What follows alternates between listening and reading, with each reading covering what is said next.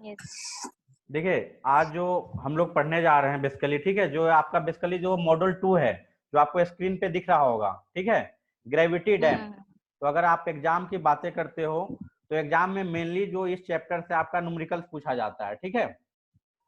तो analysis of gravity dam दो चीजें होती हैं, आप पढ़ते आते होगे, किसी भी जो आप कंक्रीट स्ट्रक्चर पढ़े होगे, रिइंफोर्समेंट कंक्रीट पढ़े होगे, आरसीसी पढ़े होगे, उसमें आप दो टर्म हमेशा पढ़ते होगे, एक एनालिसिस और दूसरा डिजाइन, ठीक है।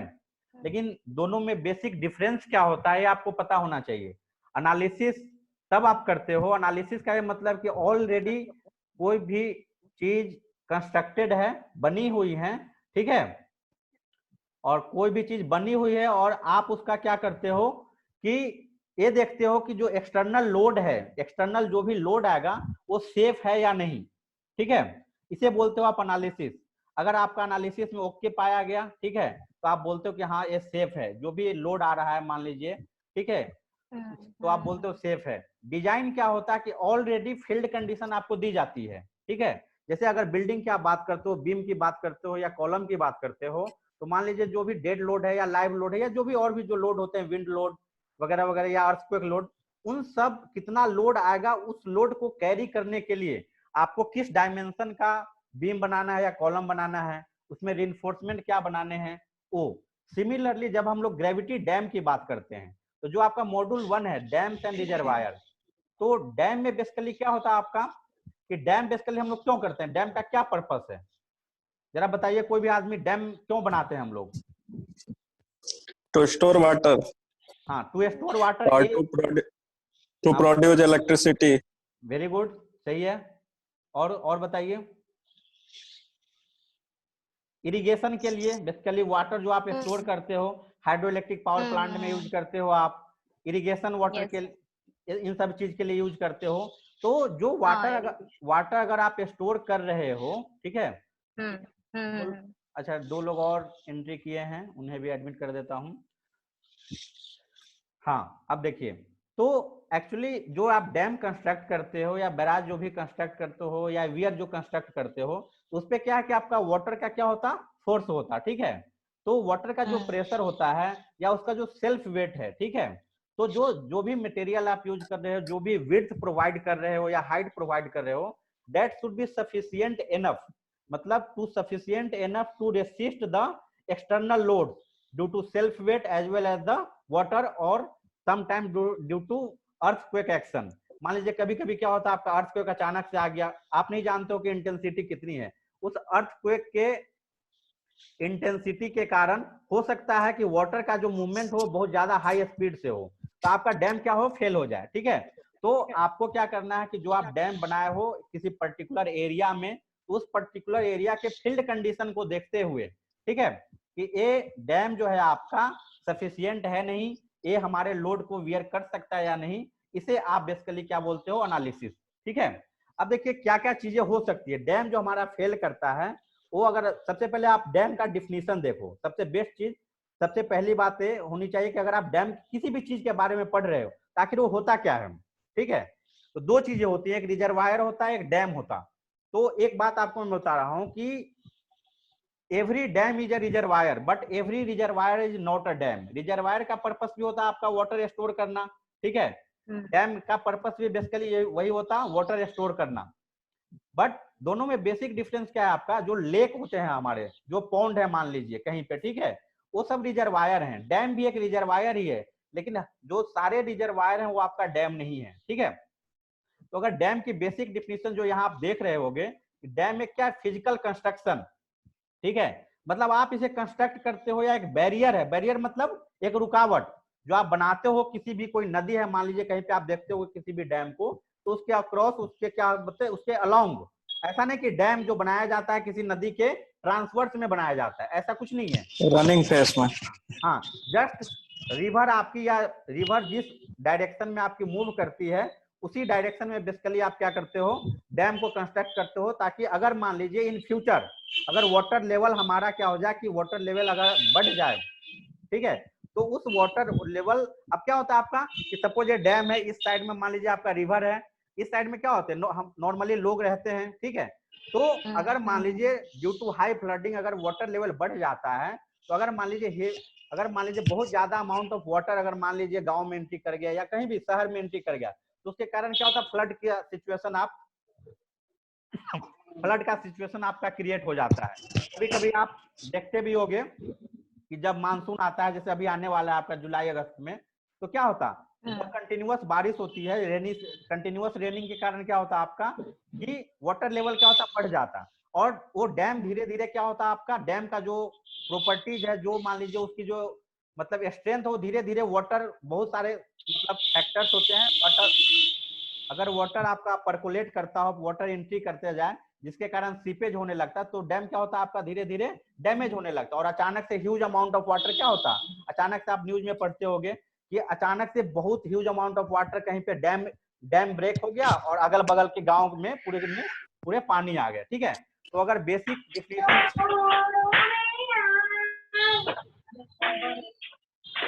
डैम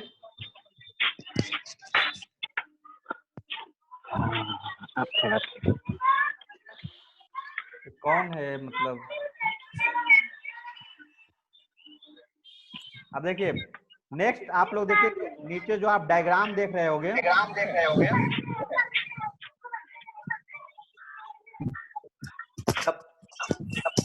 जो क्रॉस सेक्शन आपको दिख रहा है, ठीक है, जरा सा उसे आप ध्यान से देखना, ठीक है, कि जो सर 1 मिनट, सबको म्यूट करवा दीजिए, नहीं तो इसमें हैंग करेगा। अच्छा ठीक है, आप भी कर सकते म्यूट ऑल। अच्छा ठीक है, मैं कर देता हूँ। अभी ठीक है सर, अभी आवाज आ रही है। नहीं, मेरा आवाज मुझे खुद ही चलिए अब सही है। चलिए हाँ, तो जरा देखिए, एक सेकंड रुकना जरा, आप इसमें से अभी भी सर आवाज तो आ रहा है बैकग्राउंड। अब ठीक है, अब तो ठीक है। हाँ ठीक है, अब जरा सुनना आप लोग, ठीक है।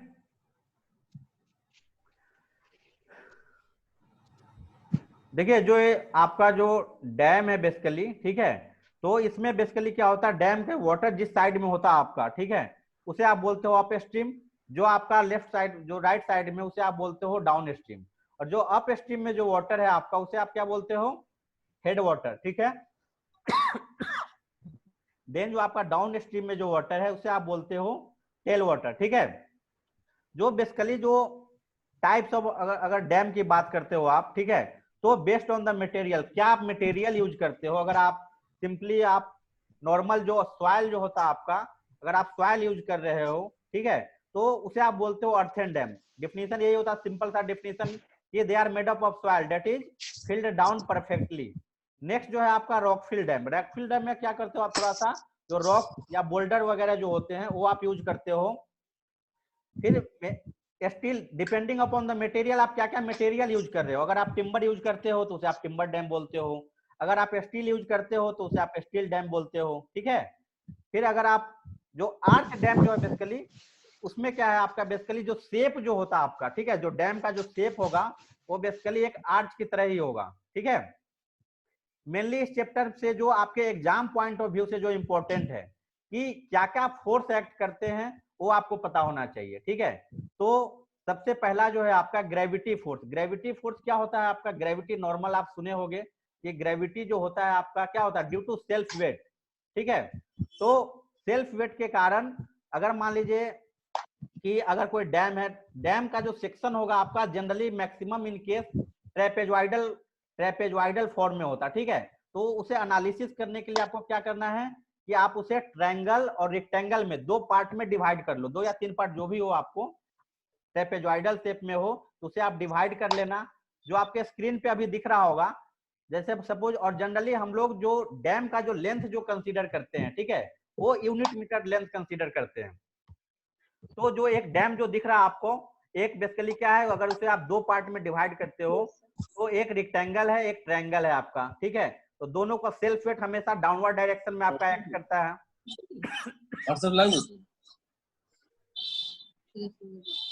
था काल मध्य व्हाट्सएप तो ठीक है। तो नेक्स्ट जो जरा आप ध्यान से देखो, अगर W1 की हम लोग बात करते हैं, W1 क्या होगा, वेट इक्वल टू क्या होता है, आप पढ़े होंगे डेंसिटी इक्वल टू क्या होता है, मास अपॉन वॉल्यूम। ठीक है, density equal to mass upon volume, तो मास इक्वल टू क्या हो जाएगा, डेंसिटी इनटू वॉल्यूम। तो गामा सी क्या है आपका, मटेरियल जो हम लोग यूज कर रहे हैं। ठीक है, मटेरियल यहाँ पे क्या है हमारा, कंक्रीट है। जनरली जो ग्रेविटी डैम जो हम लोग बनाते हैं, या तो ये मेसनरी का होगा या कंक्रीट का होगा। तो उसी मटेरियल का आप क्या करोगे, गामा यूज करोगे। फिर एरिया इनटू वॉल्यूम, बेसिकली क्या होता है आपका, area of cross section into length, और लेंथ यहाँ पे हम लोग यूनिट कंसीडर कर रहे हैं, इसलिए 1 से मल्टीप्लाई किया गया। तो W1 इक्वल टू क्या होगा आपका, गामा सी इंटू A1 इंटू 1।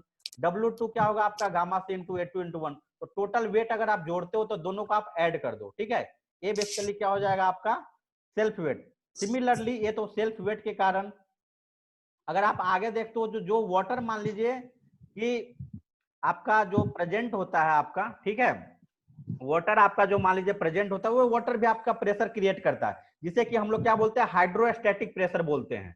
ठीक है, वो हाइड्रोस्टैटिक प्रेशर जो आपका होता है वो ट्रायंगुलर वेरिएशन में ट्रायंगुलर होता है आपका।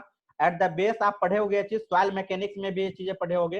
एट द बेस वो गामा WH होता, और जो नेट रिजल्टेंट फोर्स जो होता है आपका, ठीक है, वो आपका क्या होता है, एट H/3 पे काम करता है। ठीक है, तो बेसिकली ये आपको, हाँ बेसिकली ये आपको न्यूमेरिकल में आपको करवाता हूँ, यहाँ पे 2-3 न्यूमेरिकल है, वो उससे ज्यादा आपको क्लियर होगा। ठीक है, फिर एक थर्ड कंडीशन आता है जो कि अपलिफ्ट फोर्स होता है आपका। ठीक है, अपलिफ्ट फोर्स जो नीचे से जो फोर्स एक्ट करता है, यहाँ पे जरा आप एक समझना कि कंडीशन 2-3 टाइप के आपको न्यूमेरिकल अगर एग्जाम्स में आते हैं तो 2-3 टाइप के हो सकते हैं।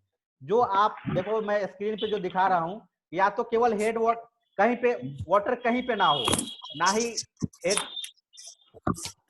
जो अप स्ट्रीम में वाटर होता है उसे आप बोलते हो हेड वाटर, जो डाउन स्ट्रीम में वाटर होता है उसे क्या बोलते हैं हम लोग, तो बोलना tail water, down stream water नहीं, टेल वाटर। ठीक है, जो अप स्ट्रीम में उसे हेड वाटर बोलते हैं, जो डाउन स्ट्रीम में उसे टेल वाटर बोलते हैं।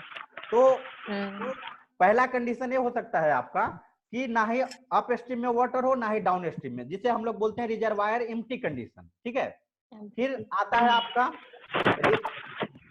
Reservoir full condition.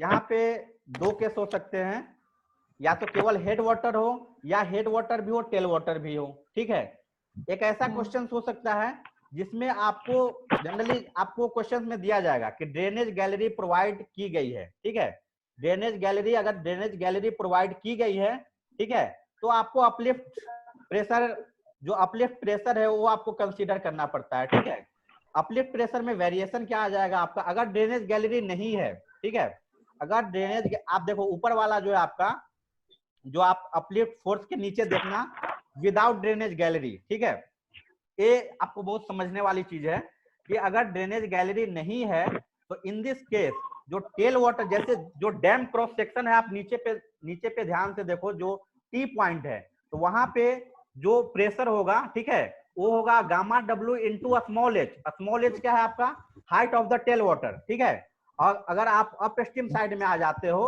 हिल की तरफ, जिसे आप हिल बोलते हो, ठीक है, एच और टी का मतलब है, एच का मतलब हिल और टी का मतलब टो। ठीक है, तो नॉर्मली आप जब चलते होगे तो पैर में भी क्या होता है, जिधर आपकी उंगली होती है उसे आप टो बोलते हो, जो पीछे का पोर्शन होता है इसे आप क्या बोलते हो, हील बोलते हो। सेम वे डैम में भी यही, जो एच लिखा है, एच का मतलब आपका हील है, टी का मतलब टो है। तो जहां पे एच है उसके नीचे अगर आप अपलिफ्ट प्रेशर देखते हो तो क्या होगा, gamma W into capital H.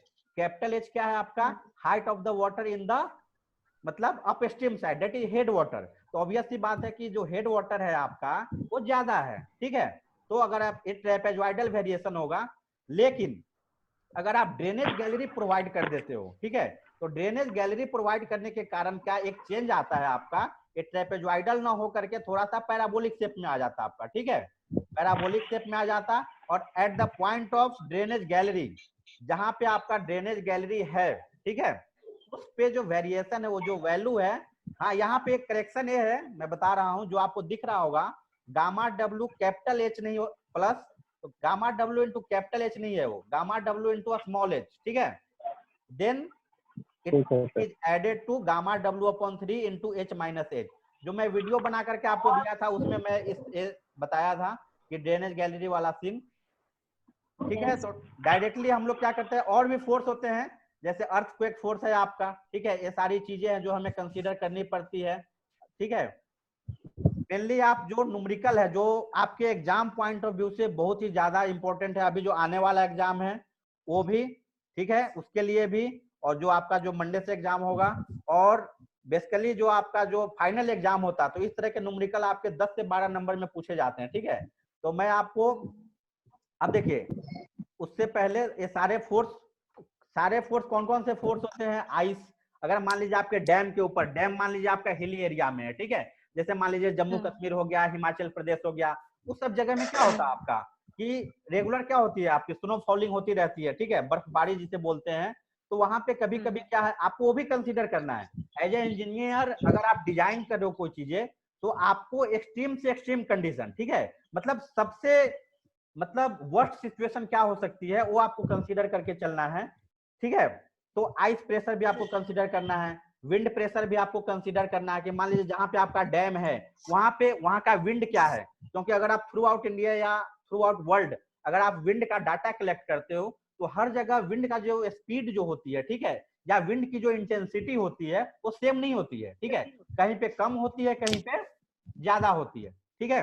तो ये सारे जो भी फोर्सेज होते हैं वो सारे आपको डिजाइन में कंसीडर करने होते हैं, earthquake force, wind force, ice pressure वगैरह। अब देखिए, इसके बाद आपके लिए जो इंपॉर्टेंट हो जाता है कि आखिर जो हमारा डैम है, ठीक है, अगर हम डैम को एनालिसिस कर रहे हैं तो हमें ये पता होना चाहिए कि आखिर हमारा डैम किस किस क्या क्या उसके मोड हो सकते हैं फेलियोर होने के, ठीक है, किस किस डायरेक्शन से वो हमारा फेल कर सकता है, ब्रेक कर सकता है। तो बेसिकली चार होते हैं, ठीक है। चार क्या होते हैं, पहला आपका ओवर टर्निंग होता है, सेकेंड आपका जो है आपका क्रशिंग होता है, थर्ड क्या आपका स्लाइडिंग, ठीक है, और देन आपका टेंशन। ओवर टर्निंग नॉर्मली आप सबसे पहले बात करते हैं हम लोग ओवर टर्निंग की, ठीक है। ओवर टर्निंग बेसिकली क्या होता है आपका, अगर मान लीजिए आप ट्रांसपोर्टेशन में भी ये चीज पढ़े होंगे कि जब आप कर्व पे जब आपने अपने गाड़ी को मान लीजिए साइकिल से या बाइक से किसी भी व्हीकल से अगर आप टर्न करते हो, तो हमेशा एक चांस होता है कि आप ओवर टर्न कर जाओ। आप पढ़े होंगे।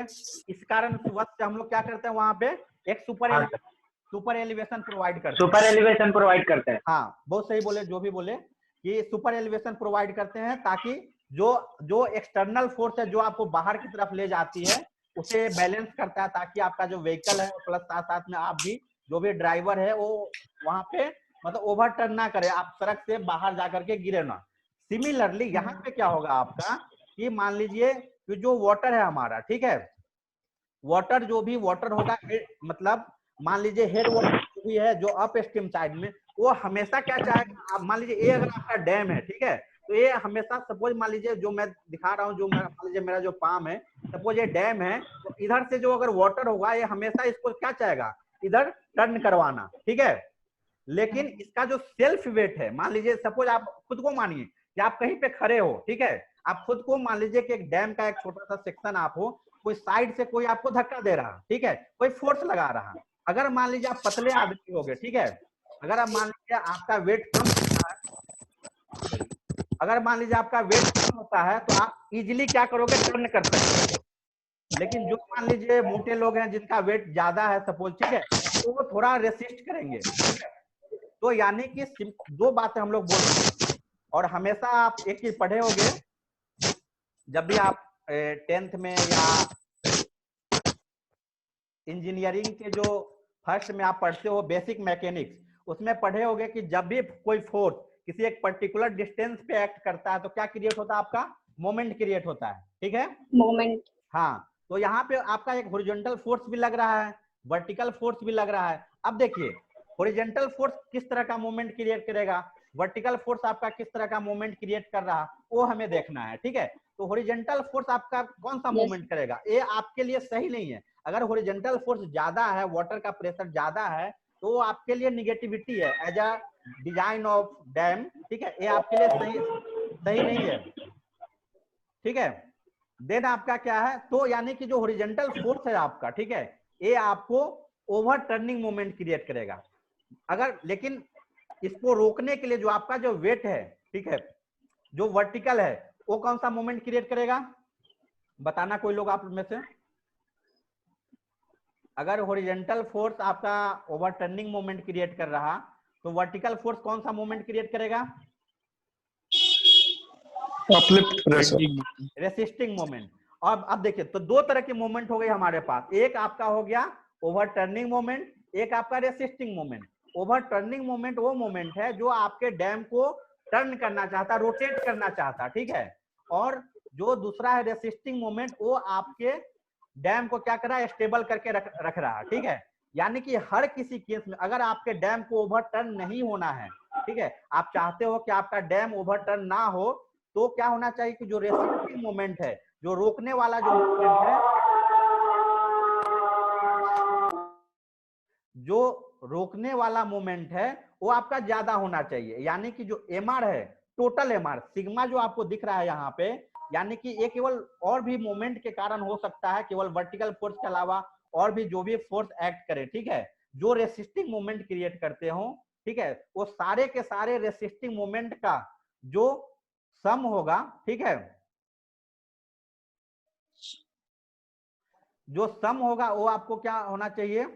ज्यादा होना चाहिए। और जो ओवरटर्निंग मोमेंट है वो आपका कम होना चाहिए। यानी कि दोनों का जो रेशियो होगा, जिसे हम लोग फैक्टर ऑफ सेफ्टी बोलते हैं, that should be greater then 1। अगर फैक्टर ऑफ सेफ्टी आपका 1 से ज्यादा है, और फैक्टर ऑफ सेफ्टी का डेफिनेशन क्या है हमारा? Resisting moment upon overturning moment. Definitely resisting moment upon overturning moment is more than 1, so resisting moment is more, तो योर डैम इज सेफ, ठीक है। सिमिलरली जो और भी मोड ऑफ फेल्योर है आपके, जो सेकेंड है आपका क्रशिंग।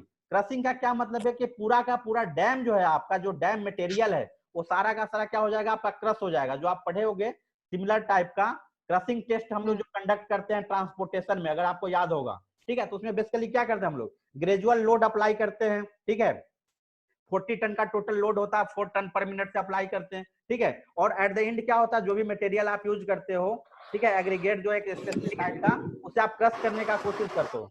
तो सिमिलरली इस तरह के फेल्योर में आपका डैम जो है बेसिकली, ठीक है, अगर मान लीजिए कि रिजर्वायर कंडीशन है, जो इसमें लिखा है आपका कि जो भी कंप्रेसिव स्ट्रेस वगैरह जो भी लग रहा, ठीक है, वो आपके पूरे मटेरियल को क्या करेगा? एक तरह से आप ये समझिए कि जस्ट मान लीजिए कहीं पे किसी चीज का ढेर जमा है, ठीक है, जैसे मान लीजिए कहीं पे बालू का ढेर जमा है या किसी भी चीज का ढेर जमा है, ये पूरा का पूरा स्प्रेड हो जाना, ठीक है, इसे हम लोग क्या बोलते हैं? क्रशिंग। सिमिलरली आपका क्या है? आपका इसमें डेरिवेशंस वगैरह हैं, ठीक है। जो डेरिवेशन है आप नीचे देखो जरा बड़ा ध्यान से, ठीक है। सिग्मा वी मैक्स जो डेरिवेशन जो आया है आपका, sigma V upon B into 1 + 6 E upon B, ठीक है। और सिग्मा वी मिनिमम जो है आपका, sigma V upon B 1 - 6 E upon B at the heel. इसी को कहीं कहीं आप देखोगे बुक वगैरह में प्लस माइनस करके लिखा जाता है। जब आप प्लस कंसीडर करते हो तो वो आपका टो पे होता है, जब आप माइनस कंसीडर करते हो तो आपका कहाँ पे होता है? हिल पे, ठीक है। जो मैक्सिमम स्ट्रेस है आपका, वो आपका टो पे ही क्रिएट होगा, ठीक है। नेक्स्ट जो है हम लोगों का, वो देखिए टेंशन फेल्योर, ठीक है। टेंशन फेल्योर क्या है बेसिकली? टेंशन बेसिकली आपका क्या होता कि जो सिग्मा मिनिमम है, ठीक है, अगर दो चीजें हमारे पास, दो स्ट्रेस आया, आप जरा ध्यान से सुना इस बात को। आप पूछोगे कि सर यहाँ पे मिनिमम वाला ही क्यों लिए, ठीक है। तो दो चीज हमारे पास, एक मैक्सिमम वाला भी है, एक मिनिमम वाला भी है। अगर हमारा मिनिमम ही ग्रेटर देन 0 है, ठीक है, अगर मान लीजिए आपके पास दो क्वांटिटी है ए और बी, ठीक है, ए मैक्सिमम है, आपको मैं ए बोल दिया कि आपके पास दो क्वांटिटी ए और बी है, ए मैक्सिमम है और बी मिनिमम है। अगर हमारा जो मिनिमम वाला है वही हमारा 0 से बड़ा है, तो ऑब्वियस सी बात है कि मैक्सिमम वाला 0 से बड़ा होगा।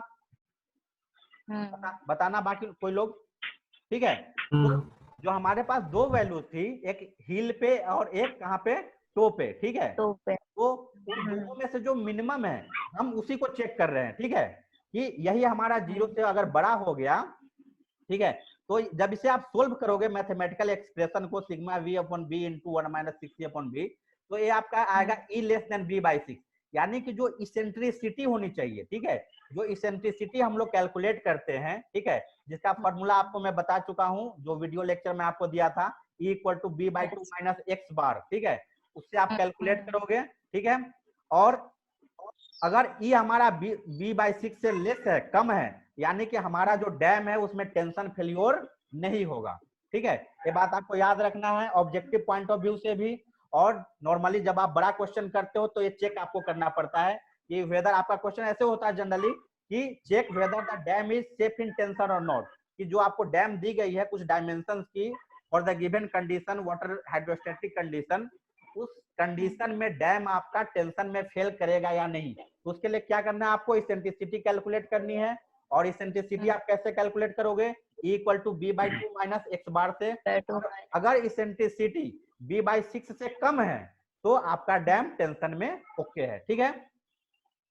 नेक्स्ट क्या है आपका जो लास्ट वन है, ठीक है, ये बहुत ही, ये जनरली अकर्ड होता है, जो स्लाइडिंग फेल्योर, ठीक है। ये वर्ड आप रेगुलर पे सुने होंगे, दो वर्ड होता है बेसिकली आपका, एक स्लाइडिंग होता और एक क्या होता है आपका, एक स्किडिंग, ठीक है।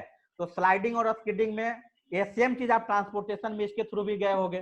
स्लाइडिंग और स्किडिंग में क्या डिफरेंस होता, कोई बताना जरा, भास्कर, अभिषेक।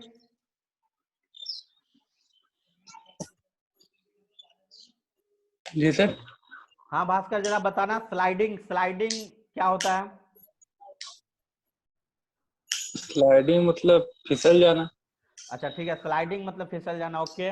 और स्किडिंग मतलब, सर ये तो हाईवे का टर्म है दोनों, हाँ, इसमें तो एक रोटेशनल मोशन उसमें स्टॉप हो जाता है और ट्रांसलेशनल मतलब चलता रहता है, उसको स्किडिंग बोलते हैं। कोई और लोग स्लाइडिंग मतलब रोटेशनल मोशन चल रहा है और ट्रांसलेशन नहीं चल रहा टाइप का। कोई और आदमी बताइए जरा, पवन सोनी।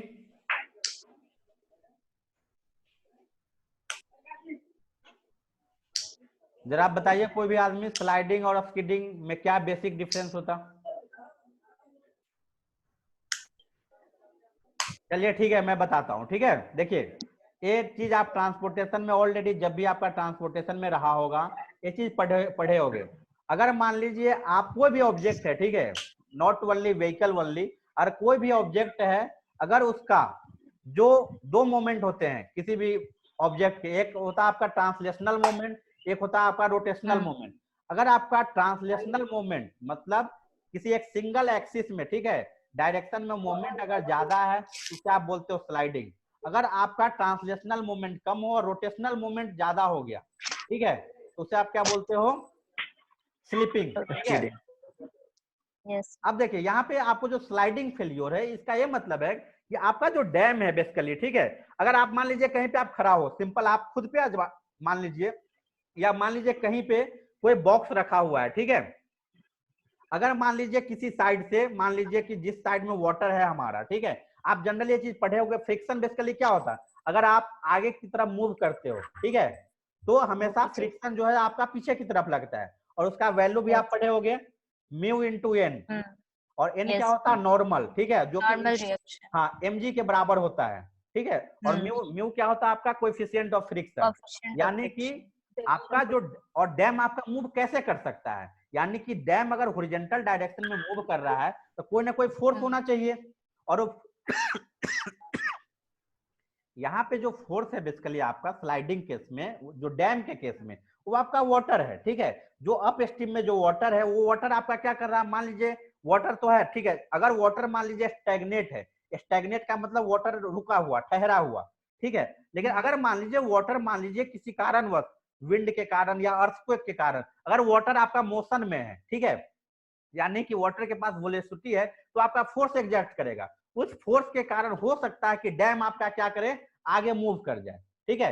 अगर डैम आपका आगे मूव कर जाए, ठीक है, सॉरी मतलब साइड में उसके उसी डायरेक्शन में मूव करे जिस डायरेक्शन में फोर्स लग रहा हो, तो एक रेसिस्टिव मोमेंट, हम जानते हैं कि अगर कोई भी चीज मूव करती है तो उसके अपोजिट डायरेक्शन में फ्रिक्शनल फोर्स डेवलप होती है, और उस फ्रिक्शनल फोर्स की वैल्यू कितनी होती है, म्यू इंटू एन, और यहाँ एन क्या होता है आपका, नॉर्मल, नॉर्मल मतलब mg के बराबर, ठीक ना, ठीक है।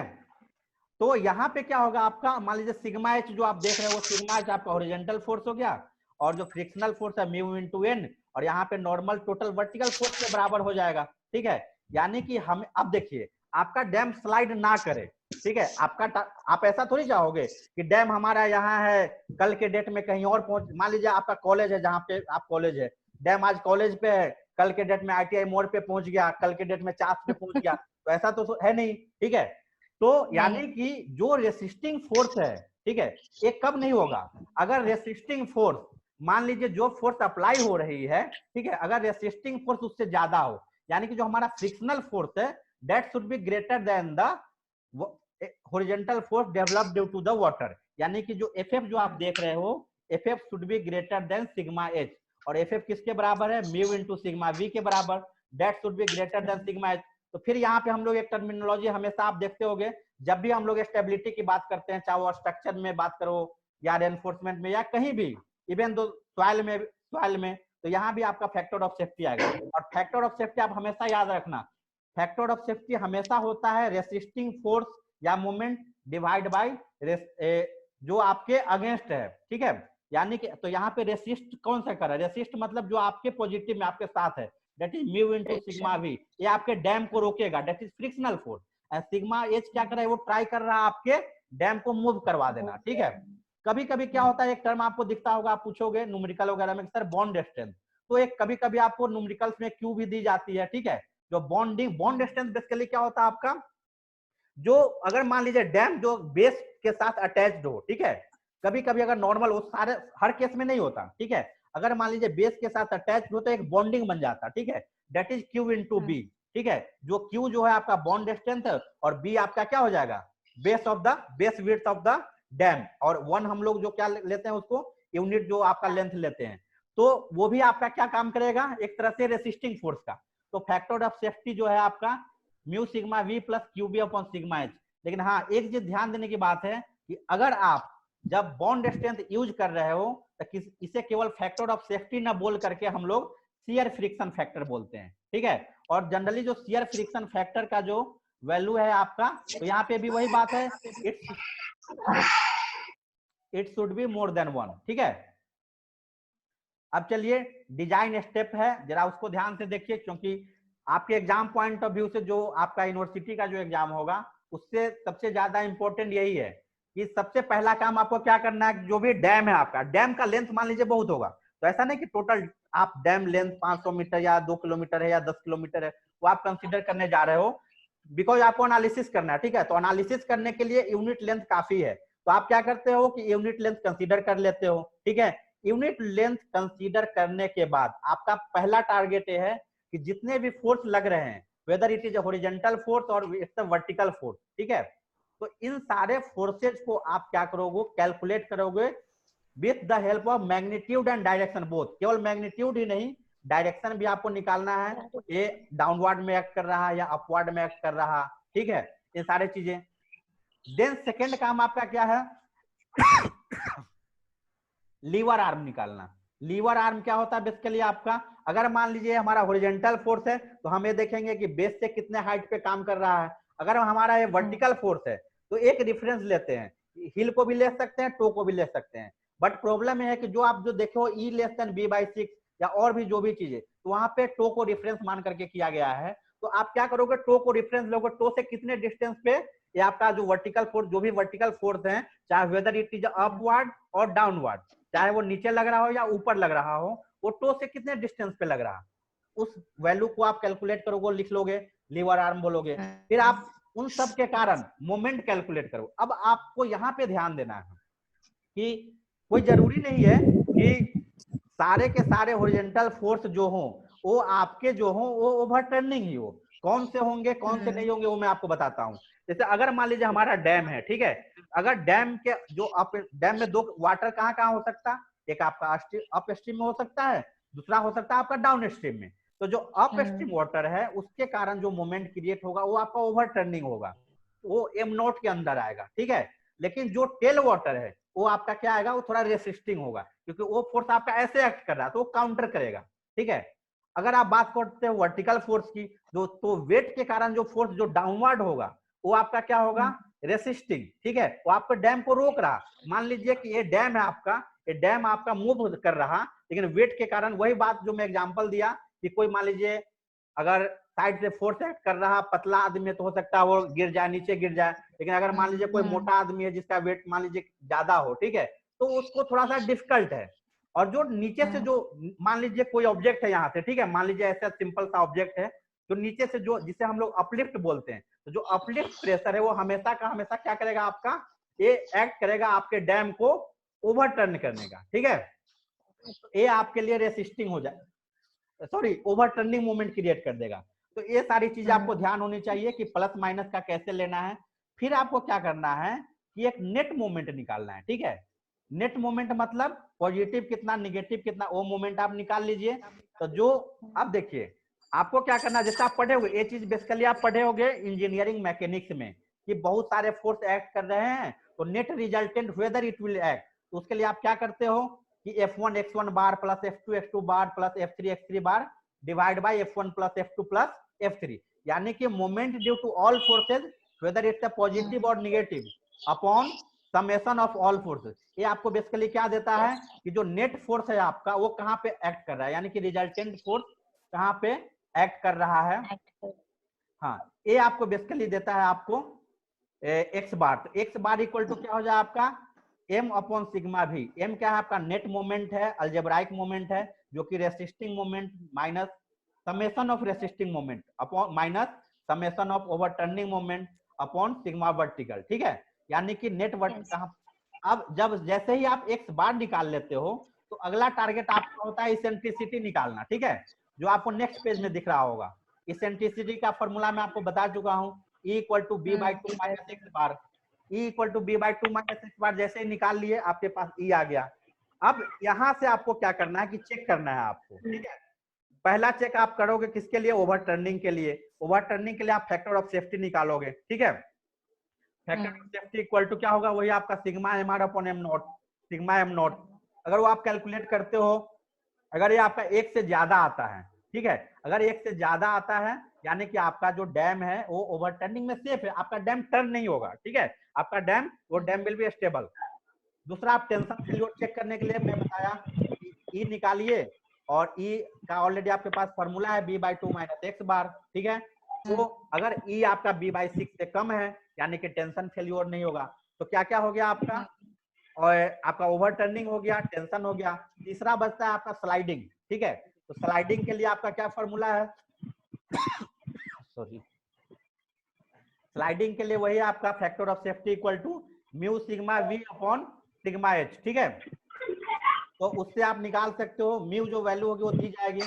अगर फैक्टर ऑफ सेफ्टी 1 से ज्यादा आती है यानी कि आपका डैम जो है स्लाइड नहीं करेगा, अगर फैक्टर ऑफ सेफ्टी 1 से कम है यानी कि आपका डैम क्या होगा, स्लाइड कर जाएगा, ठीक है, जो अपने ओरिजिनल पोजीशन पे नहीं रहेगा, ठीक है। तो ये सारे स्टेप्स हैं, ठीक है। आई थिंक जो भी स्टेप्स हैं, जो भी फेल्योर से आपका क्लियर हो गया होगा। किसी को डाउट है तो कोई बोलना जरा आप लोग में से, डाउट है किसी को, बताइए जरा स्टेप्स में। अगर स्टेप्स क्लियर हो तो हम लोग एक न्यूमेरिकल देख लेंगे। बोलो, बाकी लोग भी बोलिए, तबस्सिब और कौन कौन हो, शोभना साव, श्यामा प्रसाद, भास्कर अभिषेक।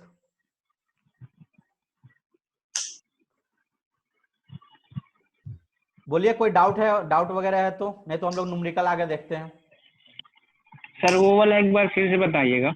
क्या बोल रहे हैं, एसेंट्रिसिटी के ऊपर जो, एसेंट्रिसिटी के ऊपर जो बताए ना सर, वो हाँ बोलिए हो गया सर।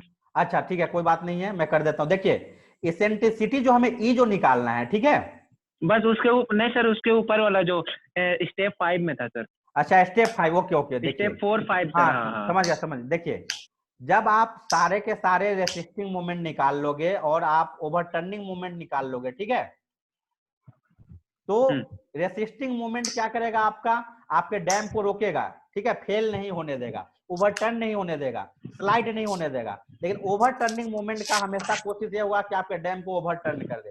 तो जैसे मान लीजिए कि ये हमारा ऑब्जेक्ट है, इधर से 10 किलो न्यूटन फोर्स लग रहा, इधर से 15 किलो न्यूटन फोर्स लग रहा, तो 10 किलो न्यूटन क्या है हमारा ओवरटर्निंग हुआ, 15 किलो न्यूटन रेसिस्टिंग हो गया, ठीक है। जी। तो इसी तरह से जो और नेट हम लोग को नेट मोमेंट चाहिए, ठीक है। तो नेट मोमेंट हमारा क्या होगा, m equal to sigma M R minus sigma M naught. Sigma M R मतलब sum of all resisting moment, resisting हाँ। रेजिस्टिंग सिग्मा एम नोट मतलब sum of all over turning moment, ठीक है, कोई दिक्कत। अब देखिए, अगर आपको याद होगा बेसिक मैकेनिक्स में, इंजीनियरिंग मैकेनिक्स में आप पढ़े होंगे कि किसी एक ऑब्जेक्ट पे बहुत सारे फोर्स एक्ट कर रहे होते हैं, ठीक है। अगर बहुत सारे फोर्स एक्ट कर रहे हैं तो हमें दो चीज हम लोग निकालते हैं कि जो नेट फोर्स होगा, रिजल्टेंट फोर्स, वो आपका रिजल्टेंट फोर्स कहाँ पे एक्ट करेगा, यानी कि कितना एक्ट करेगा और कहाँ पे एक्ट करेगा। तो कितना एक्ट करेगा वो तो m हो गया, लेकिन कहाँ एक्ट करेगा उसे निकालने के लिए हम लोग क्या करते हैं, f1 x1 plus f2 x2 plus f3 x3 divide by f1 plus f2 plus f3, ठीक है।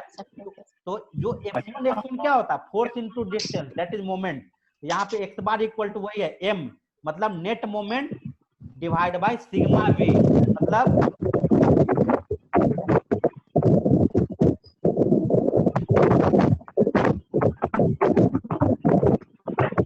सब लोग अपना ऑडियो बंद करके रखा करो।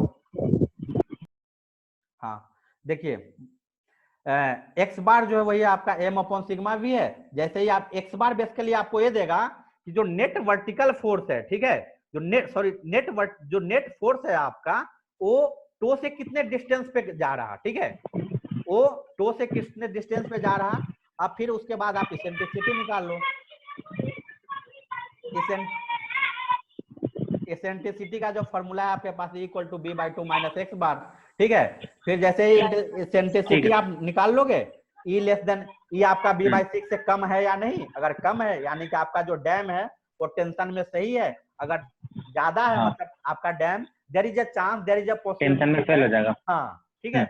तो इसी तरह से सारे स्टेप्स हैं, और न्यूमेरिकल में ऑलरेडी आपको वीडियो दे चुका हूं, तो ठीक है, लगभग टाइम हो गए हैं। तो फिर भी मैं आपको बाद में क्लास ले लूंगा, ऐसा कुछ नहीं है। कल या परसों में फिर से एक क्लास लूंगा, ठीक है। वो आपका इस तरह का रिकॉर्डिंग वाला नहीं होगा आपका, मतलब वो मैं जो भी बाकी चीजें हैं वो सब एग्जाम पॉइंट ऑफ व्यू से इंपॉर्टेंट होंगे, वो मैं कर दूंगा, ठीक ना। ठीक है सर। चलिए ठीक है, तो न्यूमेरिकल ही करवाइएगा, ज्यादा हाँ बेटर होगा। बिल्कुल, जो न्यूमेरिकल्स, इसके न्यूमेरिकल्स हो गए, और जो आपके फर्स्ट जो मॉड्यूल के जो आपके मतलब क्या बोलते हैं, तो जो इम्पोर्टेंट टर्मिनोलॉजीज हैं, ठीक है, डैम रिजर्वायर में जो टर्मिनोलॉजीज आते हैं, जो जनरली आपके ऑब्जेक्टिव में पूछे जाते हैं या कोई आप एग्जाम से लिखते हो उन सब में पूछे जाते हैं, या जनरली आप पूरे मतलब अगर आप वाटर रिसोर्स पढ़ते हो तो उन सब में वो सारे टर्मिनोलॉजी यूज किए जाते हैं, ठीक है। वो सारे चीजें मैं जो कल या परसों लूंगा वो मैं बता दूंगा, ठीक है। Yes sir. चलिए ठीक है, okay, thank you everyone. Thank you sir.